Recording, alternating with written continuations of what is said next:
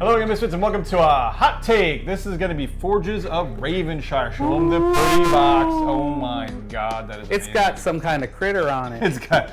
I was told it was a badger. It's a badger, yes. It's not a raccoon. No, Remember, it's not like Rocket. You're going to insult him if you call him a raccoon. Not anymore. Spoilers. So we got sent Forges of Ravenshire to check out, Yep. and we were actually more than pleasantly surprised. I think even you were like blown away by this game. Actually, this had a few good spots on your list, right? Definitely, I say it's a game that was a whole lot of fun and wasn't like crazy hard to get, the game figured out. Yeah. It had good, straightforward, solid rules, and it was just. You do one thing, you do the next thing, you do the next thing, you do that, over, and it's only 4 rounds, so it's not like you're gonna be there all night long. Yeah, and we might as well tell them kind of what the game's about first, okay? So you explain it because you're better at explaining. That's kind of my thing. Yeah, it's a little bit of my thing. So Forges of Ravenshire is actually I think it's up to 5 players. Was it 5 player now? 4 in the box. 4 in the box. I wish it was 5. I was just saying it says 4. It is 4. That's my only 4 player, max 4 player, player, but it does have a solo mode.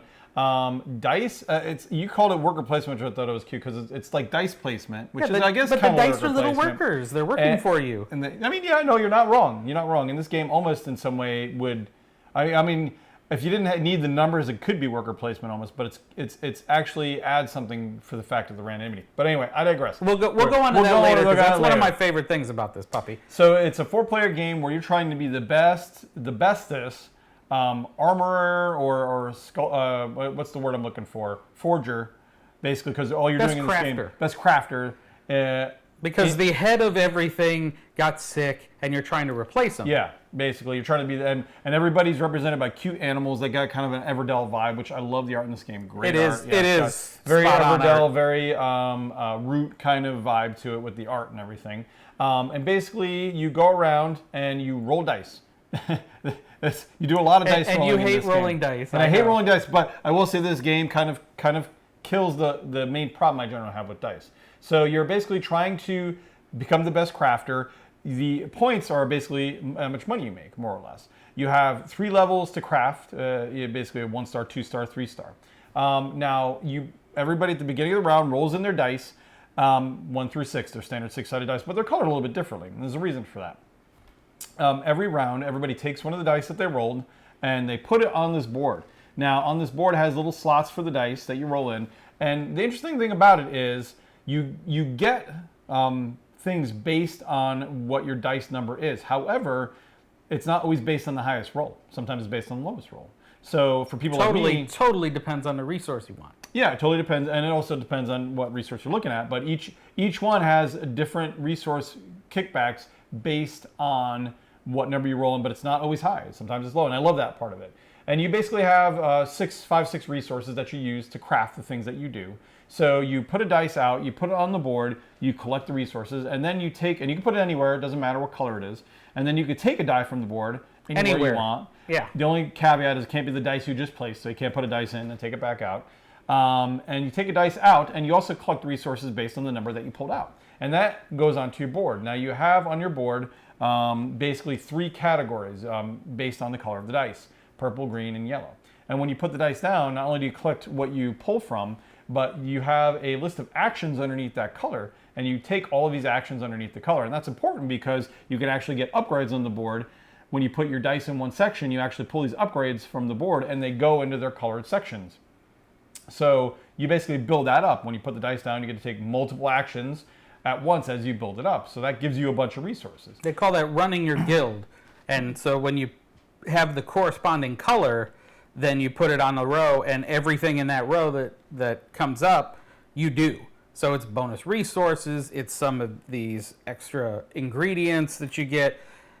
all sorts of different factors. Yeah, and that's a very big key part of the game. It's all constant. You're constantly getting in material, and you're constantly upgrading your stuff. You upgrade some of your conversion tracks where you convert one material for another. So would you say that's slight engine building even in this side? You're kind of building up your resource generation in different areas. Kind of, sort of. I mean, it's not quite engine building, but just a slight. But yeah. Because just a little spice of it. It's a spice. So yeah, that's a good way to put it. Yeah, it's like a little, almost kind of engine building, but yeah, basically, I mean, you're maximizing and upgrading and basically constantly doing that over and over again. You're getting more resources, and constantly spending those resources to either convert or to upgrade your stuff. Along the way, you get these action tokens, which are also used to convert and upgrade things.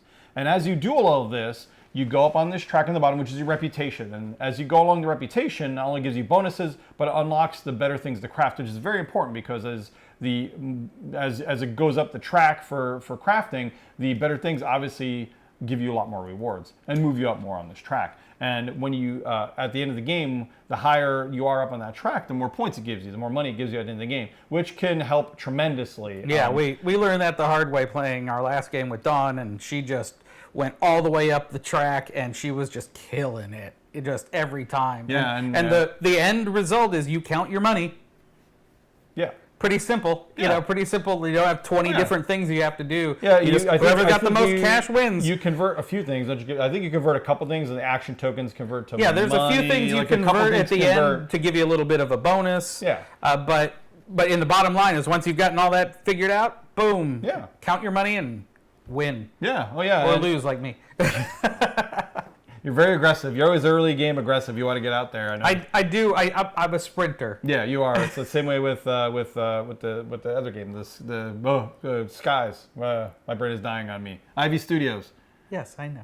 Fractured Sky. I'm just watching You're just watching me struggle. I could have told you what it was. He's watching my Alzheimer's struggle with the name of Fractured Sky, which we only played like 15 times already.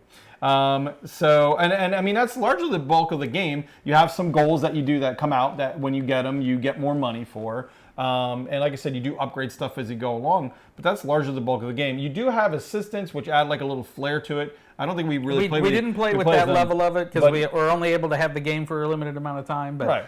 And they basically add a little flavor. spice. Yeah, they add like a little flavor to each of the different, I guess you call them races or whatever, the characters, and basically give you like your own little shtick. You get like a little shtick you can do. Like you get a little extra guys that you can roll extra dice with, stuff like that. Kind of adds more flavor. Yeah, and makes it a little asymmetrical-ish. Yes, a little bit. Yeah. A little spice. Yeah.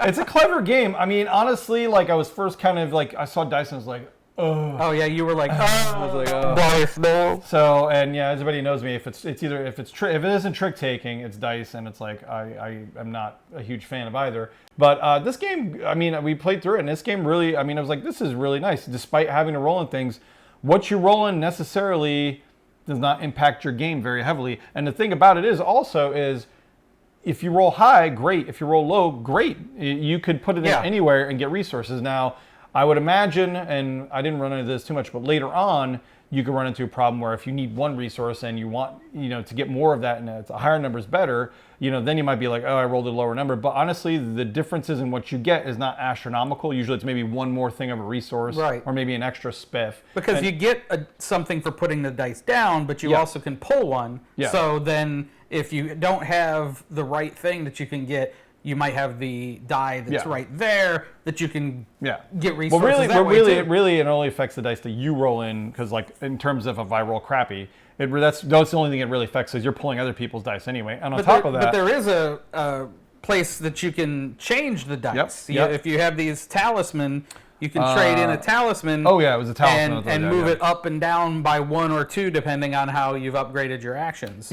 So it gives you a way to mitigate that, and you gain talismans for a lot of different actions. So it gives you that flexibility to where you can, if you want to hit a certain zone with a certain number, especially when you get to the part we haven't even mentioned yet. That, you've got the whole collection thing, but when you've got your dice on your board, then the second half of this is you move these dice over to the other side, which do other types of actions that can get you more resources, can get you more actions, can get you even more reputation down here. And you can also craft some of your resources into better resources. It's like you convert. Right. Yeah. You do a lot of converting. There's a lot of different, ways to work on your formulas for what you need for your contracts.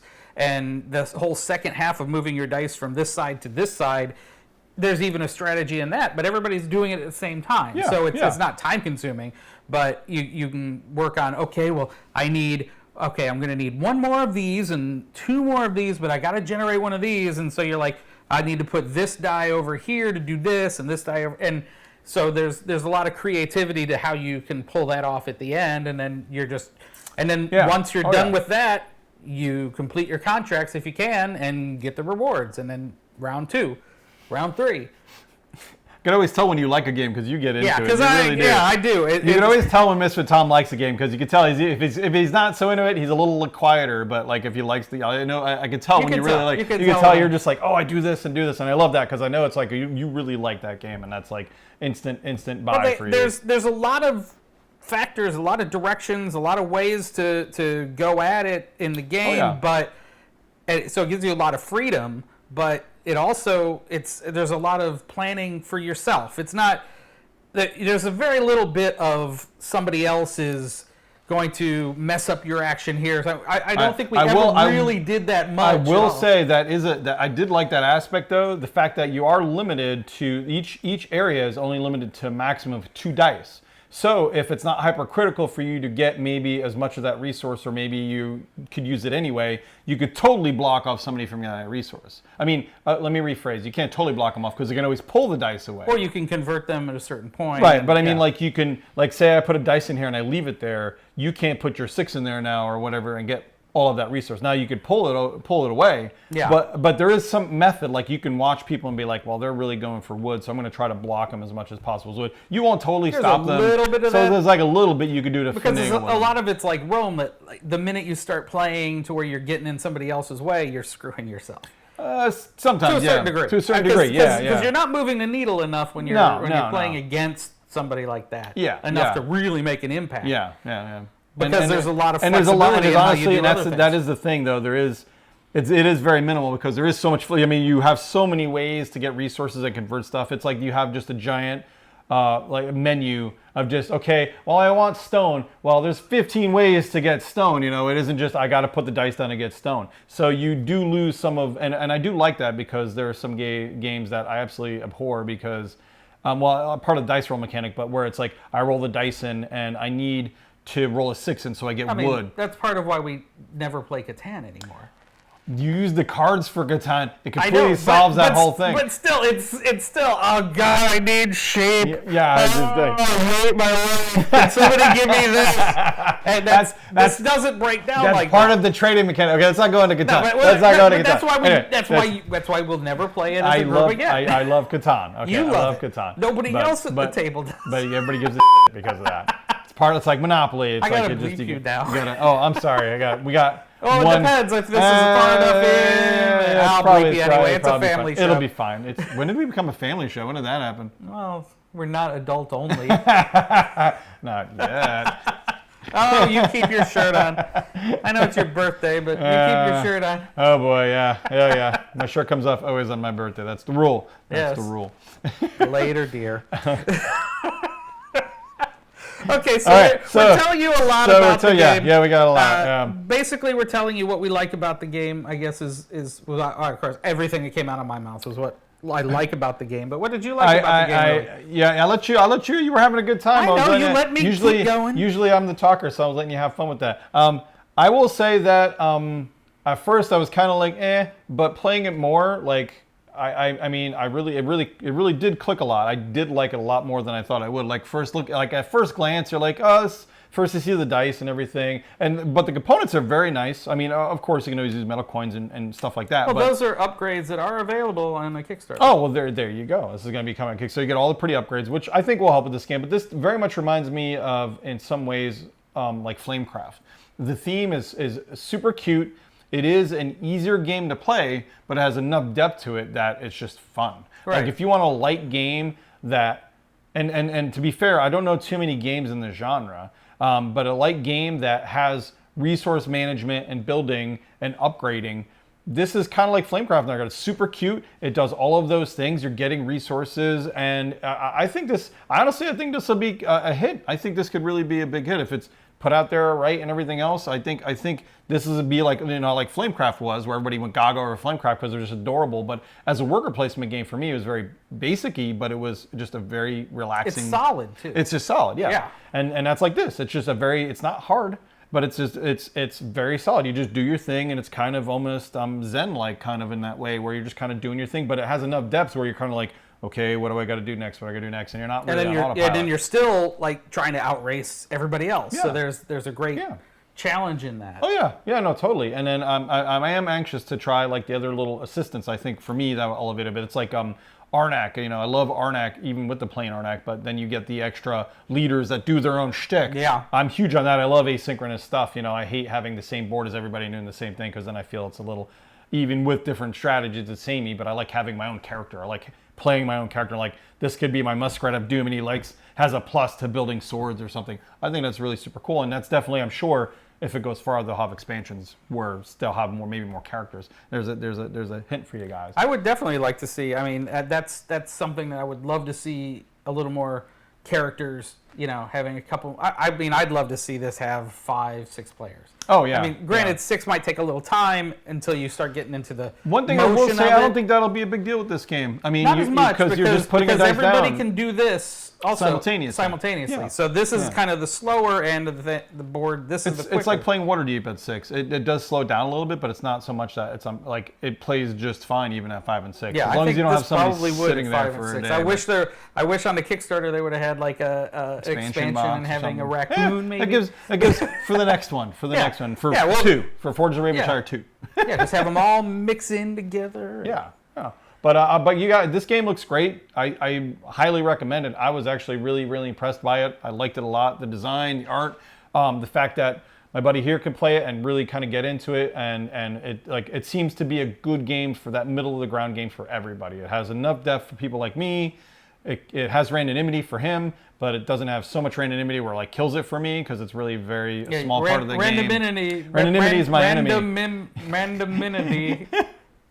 I finally found a word you can't pronounce. Yeah, I've been waiting for this day. Turnabout's fair play. Grievous. General Grievous. So definitely keep an eye out for. We'll put info below. It's already Kickstarted. They already successfully Kickstarted, okay. But they have late pledges and stuff online. Definitely go, search Kickstarter for it, and I'll probably put some links down there. And if you don't see us on their front page for whatever reason, we'll try to get on the next one. Don't worry. Yeah, definitely. We like these guys. I mean, I can't wait to get a copy that we can do under the lid on. Oh, and do some more gameplay. Oh, yeah. If we had more time with the game, we would have knocked out a couple of gameplay videos. But we had to learn it and play it a little bit so we can get to this point and preview it for you guys. But definitely, it's one to definitely back on Kickstarter. This copy ain't going back. What are you talking about? We're keeping it. They already sent me the mailer to send it. Oh no! I was like, I hope they forget about it. Nope. We got to get it to the next group. We want to play it 20 more times. Dang it! So that's a sign of a good game. Sign of a good game is that we really wanted to get it back to the table again. Yeah. Oh, definitely. Oh, yeah. Definitely. And I was hankering a bit for it, which is the only thing that's been taken off the Fractured Sky. Dopamine fix the Fractured Sky. We were addicts. Yeah, we've been playing that quite a lot. Now we played this, and I'm like, we got to get it back to the table. Yeah, definitely. Oh, definitely. So hope you enjoyed the Heart Take, guys. We can babble on all day long, but we're going to Star Wars Land this coming weekend, so we're going to go and get the heck out of here. We're super excited about Galaxy's Edge. Forges of Ravenshire, guys. Why are you plugging Galaxy's Edge? Because I can, okay? It's my birthday. This isn't even a I'm Star plugging Wars Galaxy's game. Edge. That is true. We got to do a Star Wars game next. That'll be awesome. Guys, put below what kind of Star Wars game you want me to review next, okay? Or put below where he should go in Star Wars Land. Yeah, that should be a good idea. Yeah, definitely put that below. Anything. Any tips and tricks? Any tips and tricks would be great, guys. If we stayed on the topic, this wouldn't be a Tabletop Misfits production. No, it would not be. No, it's definitely not something that we do. Forges of Ravenshire, go get it! Go get it, guys. Thanks again, and don't forget, as always, game on!